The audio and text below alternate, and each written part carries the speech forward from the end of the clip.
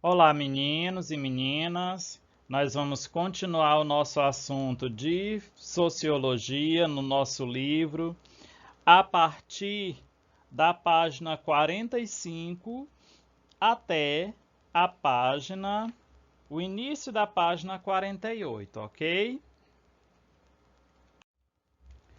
O conceito de ação social e a explicação da relação entre indivíduo e sociedade. Vocês certamente já leram esse texto, então eu vou só pontuar o que é importante nesse texto para que a gente possa ter uma maior compreensão do nosso conteúdo, tá bom? Neste primeiro parágrafo, o autor vai colocar um conceito de estrutura social, que aqui é entendido como o conjunto de princípios que explicam os comportamentos e as instituições sociais. Reduz a importância dos indivíduos nos processos de transformação da sociedade. Ou seja, quando eu penso em estrutura social, né, segundo o autor, né, eu vou pensar aqui em um conjunto de princípios, de regras, de normas que explicam, por exemplo, os comportamentos e as instituições sociais em detrimento dos indivíduos neste processo de transformação. É como se a estrutura social, a sociedade em si, fosse um elemento maior, né, que faz com que os indivíduos apenas se adequem, como se eles fossem submetidos a essa situação, né? É, apesar das explicações que demonstram uma consciência coletiva, né, que é essa situação, né, de que há uma instituição maior que rege os comportamentos, né, e isso a gente pode perceber, por exemplo, nos comportamentos masculinos e femininos, na língua falada, na organização das cidades. Existe uma outra posição teórica que enfatiza que o único elemento da sociedade que pode ser observado são os indivíduos e não uma estrutura social propriamente dita, né? E vai se colocar que cabe à sociologia descrever esses comportamentos e compreensões e interpretá-los a partir do olhar dos indivíduos, né? Ou seja, embora exista a ideia de estrutura social, existe, sociologicamente falando, uma lei maior, um poder maior que rege o comportamento coletivo das comunidades, dos grupos sociais, os indivíduos, né? Eles são a única via, a única forma de estudar exatamente esses comportamentos. Max Weber vai dizer assim que a ação dos indivíduos, que a sociologia, né, a ação dos indivíduos e sua interação com a sociedade é a unidade mínima de análise sociológica, ou seja, o indivíduo é a unidade mínima, né, o primeiro ponto de estudar a ação dos indivíduos no contexto social, né? Ele continua dizendo assim, ó, a sociedade existe porque é vivenciada e compreendida por indivíduos racionais que tomam suas decisões conforme a sua história e cultura. Ou seja, este ser mínimo que juntos compõe a sociedade, o grupo maior, né? é, eles são fundamentais para esse contexto maior. Por quê? A sociedade macro, a estrutura social propriamente dita, ela só existe porque existem pequenos indivíduos, né, as unidades mínimas que vão se juntando, que são indivíduos racionais, que vão tomar decisões e adotar comportamentos, etc., conforme a sua história e a sua cultura. Tá bom? Weber vai eleger essa observação dos indivíduos ou a ação desses indivíduos no grupo social como objeto de estudo da sociologia e o sentido da ação social, né? Ele vai questionar que as normas sociais que Weber lá na aula passada, que Durkheim, perdão, lá na aula passada entendia como fatos sociais, para Weber, essas normas sociais só existem por causa do comportamento dos indivíduos atribuídos a essas normas, né? Elas sozinhas não têm valor. E ele vai dizer também que a sociedade ela é moldada pelo conjunto de decisões de muitos indivíduos, que conhecem essas regras e dão a elas sentidos e razão para que elas sejam obedecidas de forma consciente, né? Por exemplo, imaginem uma lei, né? Essa lei, primeiro, ela foi criada por indivíduos, né? Ela foi aprovada por um grupo de indivíduos que reconheceram essa regra como uma regra válida para o grupo social, né? Existe um grupo maior de indivíduos que atribui sentido, que acredita que essa lei ela é necessária para o grupo social, né? E manifestam as razões que é essa necessidade, né, para obedecer essa regra. Imaginem, por exemplo, a questão das leis do racismo, né? A lei do racismo, por exemplo, ela só faz sentido porque um indivíduo entendeu que precisava de uma lei para fazer com que a sociedade se adequasse a um comportamento de respeito às comunidades pretas, né, aos negros, né? Essa lei foi criada, foi levada a um grupo maior que reconhece essas regras e que deram a ela o status de lei, e existe um grupo ainda maior, que são as comunidades negras, né, que dão sentido para essa lei, colocam as razões para essa lei existir, né, e para que elas sejam obedecidas, né, e de forma consciente, né, de forma sabendo exatamente quais são as vantagens dessa lei, né, fazem com que ela passe a ser utilizada, e a sociedade como um todo acaba se adaptando. Esse é um exemplo de uma manifestação de ação social. Aí vemos, analisando essa ação social, Weber vai dizer para a gente, aqui conforme o nosso livro, que existem tipos fundamentais dessa ação social. E aí ele coloca assim, que a ação social, portanto, é diferente de um comportamento social, pois ela carrega um sentido atribuído por um indivíduo. Lembra da lei que eu falei agora há pouco? É uma regra, mas ela existe porque ela tem um sentido, né, que foi atribuído a ela por alguns indivíduos.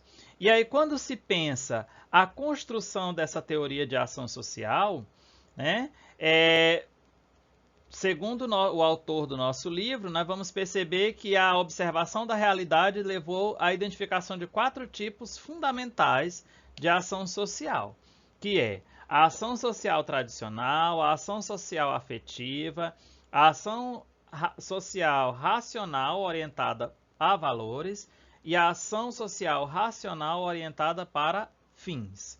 Vamos estudar cada uma delas no seu contexto, tá? A ação tradicional, por exemplo, a ação tradicional ela é motivada por um hábito arraigado ou por um costume. Ela é motivada por algo que já existe, que já está entranhado, enraizado na sociedade, né? Quando se pergunta, por exemplo, por que uma pessoa aperta a mão do outro, ele não sabe explicar, né? Simplesmente é um costume, é uma forma de estabelecer um contato. Quando, por exemplo, os católicos se benzem na frente da igreja, é uma coisa automática, né? Eles já fazem porque faz tão parte da sua realidade que é automático. Isso é tradicional, né? Assim como apertar a mão de alguém é automático. Você chega e para estabelecer contato você já dá a mão para o outro, né? É tipo assim, é como se a gente fizesse isso sem refletir sobre o porquê de estar fazendo, né? A ação afetiva já é diferente. Ela é determinada por afetos ou estados emocionais, né? Podemos ter aqui como exemplo a forma como alguém reage a uma agressão de maneira, né, uma ofensa de maneira agressiva. Por exemplo, quando alguém chama alguém de um nome que é considerado ofensivo, né, uma palavra ou uma expressão, uma pessoa pode agir de uma forma violenta, pode até acontecer briga, etc. Isso é motivado pelo estado emocional, pela emoção causada por aquela palavra, por aquela atitude, certo? Isso é uma ação social, mas uma ação social afetiva, ligada às emoções, tá? Existe a ação racional orientada a valores, que ela é determinada, por exemplo, pela crença consciente em um valor importante para o indivíduo, sem considerar as consequências das ações em defesa desse valor. né? A gente pode perceber isso aqui, por exemplo, nas questões políticas. A gente viu muito agora nessa briga Bolsonaro-Lula, né, PT, PSL, etc.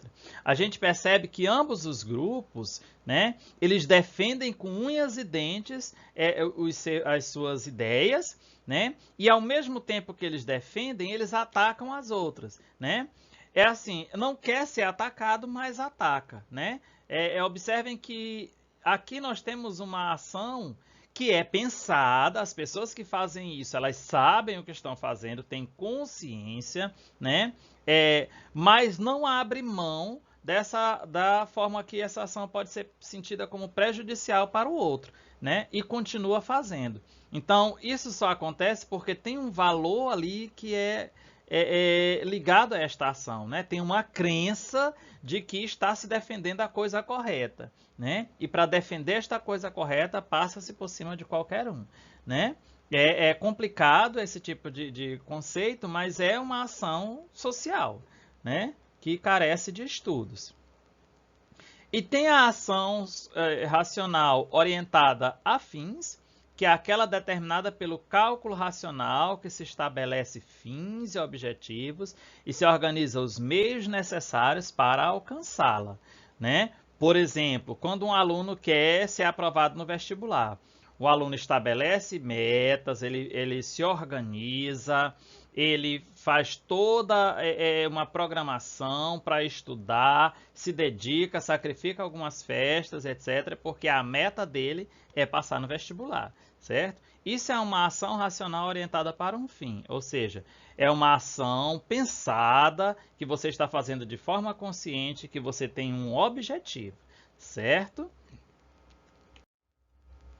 E assim, nesse sentido todo, a sociedade ela é o resultado do conjunto de ações constituídas pelos indivíduos, né? Com base no sentido a elas atribuído. Todas as ações sociais que formam o que é a sociedade propriamente dita, ela é o resultado desses porquês, né? Dessas pequenas ações, ou seja, do conjunto dessas ações que são construídas pelos indivíduos e são pautados no sentido que esses indivíduos dão para esta ação, né?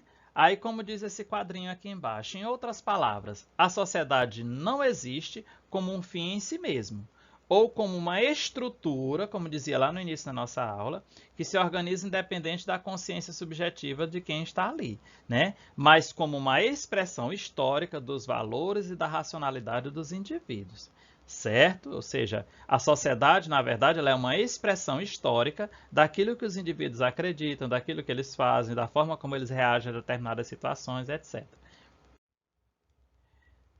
Por exemplo, a questão das leis. As leis, elas começam, né, com um processo de ação individual, já falava isso para vocês. Aí, na interação com os pares que compactuam da mesma ideia, se estabelece a ideia de que essa lei há uma necessidade de estabelecer essa regra, essa lei como uma forma de conduta, né? Então se cria a lei, passa por todo um processo, né, de estrutura legal e etc., né? Por toda uma discussão sobre isso, que é um processo chamado de interação social, para se chegar a uma conclusão, né? Claro que as leis estão subordinadas aos processos, às particularidades desse processo, ao tempo histórico, etc., né? E aí nós temos, por fim, o conceito de interação social, que vai dizer que é o processo que ocorre com base na influência recíproca que os indivíduos em comunicação estabelecem uns com os outros, no âmbito das relações sociais. Ou seja, a interação social é a relação que o indivíduo estabelece para com o outro, né? E esta relação, ela é pautada essencialmente na comunicação. Na construção das leis, por exemplo, a comunicação é fundamental.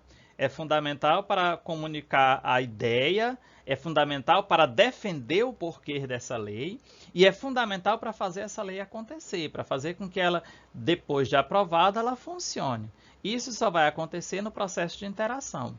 O processo de interação ele é importante para todas as situações, para a comunicação na aula, para a comunicação nos grupos de amizades, para a comunicação nos termos mais técnicos, como esses aqui, né, que eu coloquei para vocês, enfim. Ok, gente?